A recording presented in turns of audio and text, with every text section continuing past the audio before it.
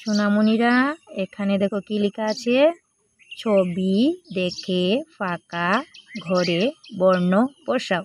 ছবি দেখে দেখে তোমরা যে করে কিছু লেখা নেই করে বর্ণ বসিয়ে শব্দ গঠন করবে। এখানে ছবি আছে ঘর, ঘর।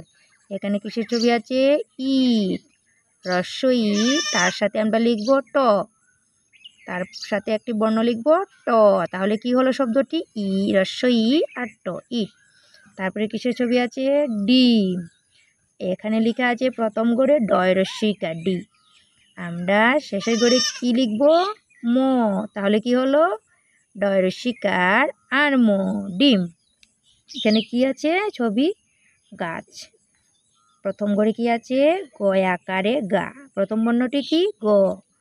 তার পরেরটিতে কি আছে, কিছু লেখা নেই, আমরা কি লিখে নিলাম, ছ, তাহলে কি হলো শব্দ, গয় আকারে গা আর ছ, গাছ।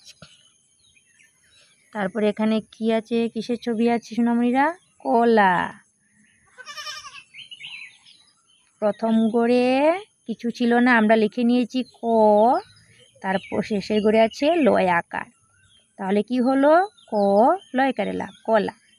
তারপরে পাহাড়, পয় আকার, আমরা মাঝের গড়ে লিখে নিয়েছি হয় আকার, মাঝের গড়ে বর্ণটি লিখেছি হ, শেষের গড়ে আছে ডয় সিন্ডারো, তাহলে কি হলো পয় করে পা, হয় করে হা, ডয় সিন্ডারো, পাহাড়।